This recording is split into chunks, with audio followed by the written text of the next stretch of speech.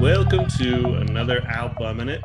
We're going to be Woo. reviewing Horror, which is spelled Ho99o9, and their new album Skin. Joining me for this review is our good old boy Kelin Gibbons. How you doing, buddy? I'm doing well. Glad to join this segment. This will be fun. Yeah, I mean, you are our resident music guy. I know a fair amount of this and that, but I mean, you went to college for it, or at least aspects of it. Yep. And so I kind of thought I can do these ALBUMMIN IT reviews here and there on my own if needs be, but they'd be more enriched by your feedback. And you and me share a lot of taste, but just as much, I think we have countering tastes as well. So we pretty much just try to do new releases on here. Maybe in the future we'll do old classic records that maybe neither of us have listened to, all kinds of little fun ideas. But for now, just going to focus on new releases. So I'm going to get into the information about this band.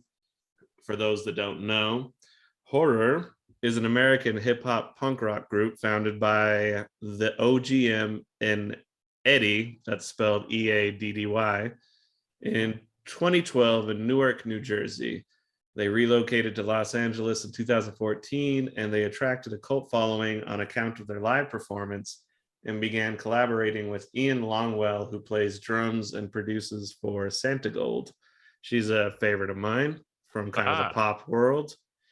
And in 2016, former Black Flag member Brandon Pertzborn became the band's drummer.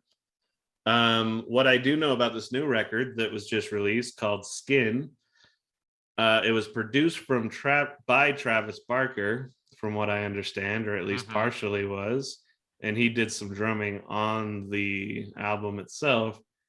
And the album also features a lot more guest appearances, or at least people you might recognize.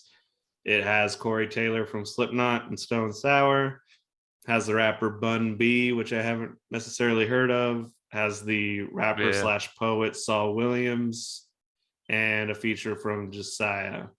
So I guess right off the bat, let's just jump right into it. Do you like the record? I liked it more than I thought I would. What was your impression going in? Well, it was kind of funny. I was going in thinking, horror, like, metal rap, and I was kind of like, hey, I have heard that before. I used to listen to a band called Bionic Jive that is a similar kind of thing. Not quite as crazy, like not as like industrial. They're more like aggressive. funky metal, kind of just grooving. Where this is kind of like industrial, loud in your face, lots of sonic stuff. So that was kind of funny though. The first song it came on and it came in with that hi-hat, and I was like, I hate that hi-hat shit. But then they played a recording of a guy being me, like, man, I hate that techno shit, when they played a little thing. I was like, oh, damn it, they know. Yeah.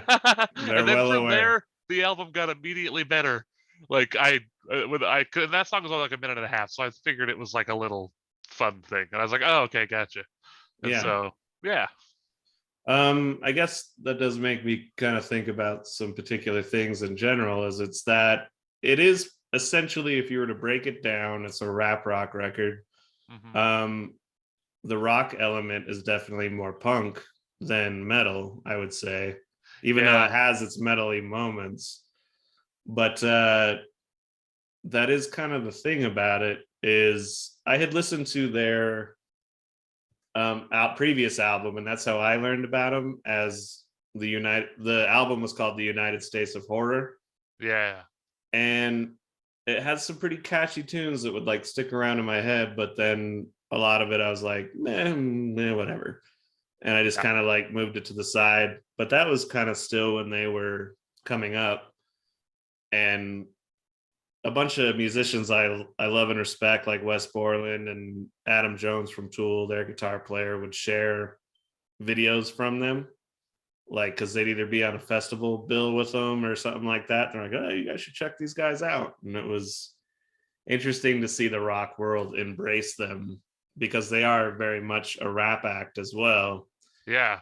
And so it's not the rap rock you might think or picture from like the year 2000. It's not Limp Bizkit, even though I mentioned Westmoreland. It's a different kind of rap rock. And with the little hi-hat noise you were talking about, it's the whole thing it's I've listened to it about 4 times now, just kind of walking around doing my thing. And there's still chunks of it that still really don't work for me. And I'm like, But then it's weird because the emotions and the reactions to it do shift. It's like sometimes it's like wink and nod, like, you see what we're doing? Like that man complaining is like a goddamn techno song, techno song, and like sampling him. Yeah. And you're like, oh, that's funny. And so then some of like the rap tropes that are a little played out, you kind of almost wonder if they're playing that like tongue in cheek. Like one line that sticks out because they are kind of hard to understand with the way it's mixed. It's very aggressive. It's not very clear. But there's like, how many presidents do you know that smoke crack or like some shit like that? Yeah. Or name me a president that hasn't smoked crack or something like that. And you're like, oh, that's funny. Yeah. And so I don't know, like I think the most appealing thing to me is the aggression on it.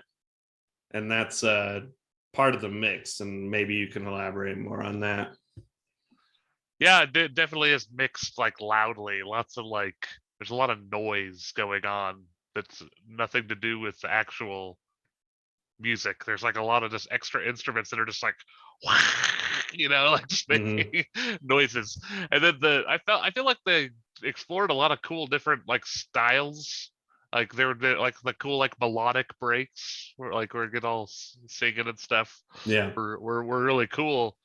But all the overall all the rock and stuff felt really kind of just not that. It was just pretty generic. Like it was all it like you said, it's definitely focused on the rapping. Like it's just a vessel to be floating on for the rap over top of it. I didn't feel like there's that much thought going into the riffs and stuff. Like if you were a metal fan, I don't feel like I would have liked it that much. But I like all kinds of stuff. I like it more. No, I'd agree with that. I think the metal rock elements are there as just a sonic texture to what they're doing. So it's like if you have a guitar riff, it's like it's not going to be it's a like crazy skilled riff. New. Yeah, exactly. But that it'll be the metally riff over the top of like a blown out bass kick, like yeah. And like you're saying, like the parts that kind of dip out and are a little more mellow, like they're really jarring. It'll be like just go and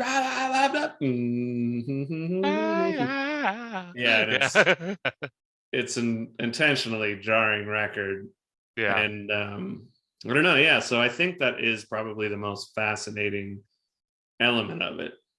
Is it's experimental in that way of just mixing stuff and sonic aspects. And it's kind of an R&B thing, but then we sample the gujang and then it goes into a metal guitar riff. And and that's reflected in the guests on the record. I mean, having the Slipknot guy, that was the first thing that stood out to me. Like, oh, I know that guy.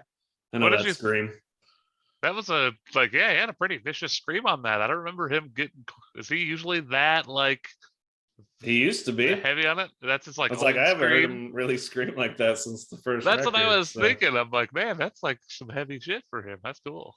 Yeah. So I mean, I guess that does lead me into a question I was going to ask you. Is there a favorite track for you? Like anything that stands out? I did like that one with him on it. I think my favorite one was the one kind of chill, slow bread. Is that the one with the Bun B guy? Yeah, it's like yeah. So I like that one. Yeah, that one was tasty. Yeah, that was my favorite. I think for me, Bite My Face is the song that has Corey Taylor on it. Mm-hmm. And that was my initial favorite. And that's what's like, all right, they've elevated what they're doing a little bit. And, but over a couple listens, yeah, I think Slow Bread is probably my favorite. And in a lot of ways, that's kind of a more straightforward rap song. Yeah. Like it doesn't have as much craziness going on in it. So it's not always loud and abrasive. It can get pretty chill. And yeah. Or wait a minute. Here we go. Daddy, chill. And so yeah, I think that's two. It doesn't hold my attention for the whole record. Not to say that it won't eventually as I digest it more. I start to like kind of, all right, cool. I listen to it. And that's partially because I'm like walking to the store, listening to it. And then when I get home, it's just, oh, all right. And I don't feel the need to switch it on to my speaker and finish the album. I'm just like, yeah, it was good. So it's one of those albums where I listen to the front half a lot. Yeah. And then I'll get to those later songs eventually. Yeah. But as of right now, those gotta remember the names. Bite My Face and Slow Bread are my favorites. Indeed. Saul Williams is a poet and artist I like, but more and more I think he's just going through the motions of what he does. And I just don't know if I really care that much. And yeah. But I still love him. And I wish I could more distinctly pull out the different parts where Travis Barker did his thing on this, because I love Travis Barker as a drummer.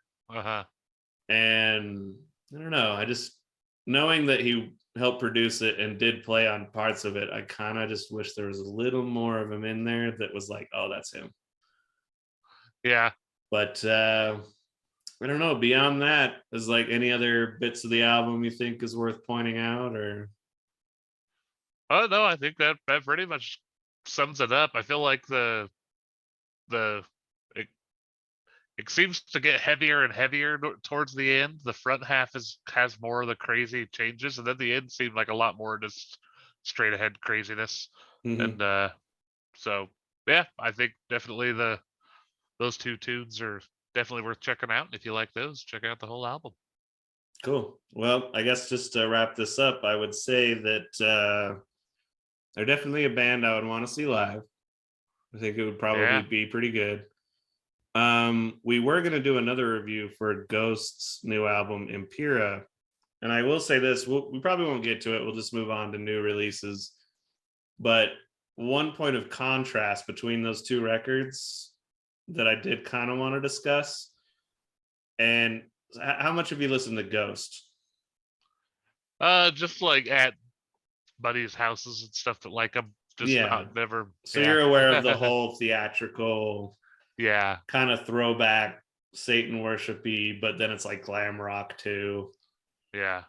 And I guess the contrasting point I was thinking that was intriguing is that this is, in my opinion, what rock music needs to embrace more right now to stay relevant in today's day and age, is a little bit more of that variation and different approaches that happened more in the 90s, which was kind of like rap rock, but then you had alternative and you had your metal guys and your industrial metal guys. And it's just, I don't know what it was. It was like year 2000 got into the 2000s and the 2010s, and rock and specifically metal got really,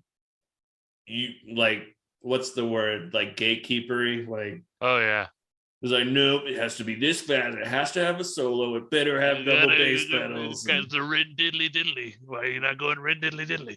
Right.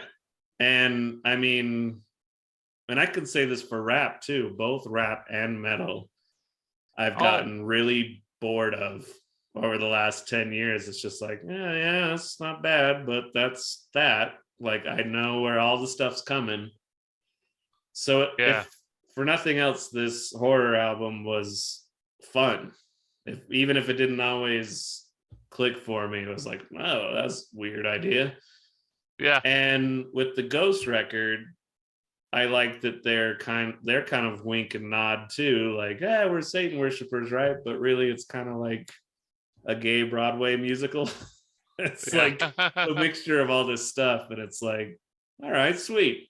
They're just like leaning real heavy into that, and that's kind of what I love about the metal bands that have stood the test of time for me. Like Meshuggah is Meshuggah, and they lean real heavy into that Meshuggah-ness. And Cannibal Corpse is like, yeah, like High Velocity Impact Splatter was one of my favorite songs from them. And it's like, yeah, that's the song title I want from that particular type of metal.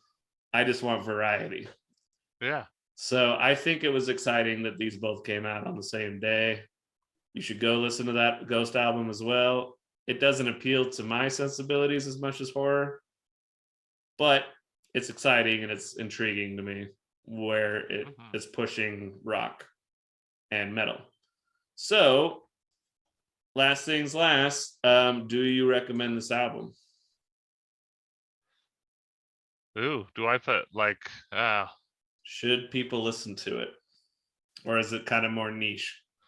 I'm gonna go back to what I said earlier and not recommend the whole album. I'm gonna say listen to those 2 songs, and if you like those, go for it. Okay. I'm not gonna go full in on it. It's good. Okay, I enjoyed it. So a little middle of the road. So we're gonna get a middle of the road. I'm gonna want some cocktail fruit. So that's our middle of the road thing.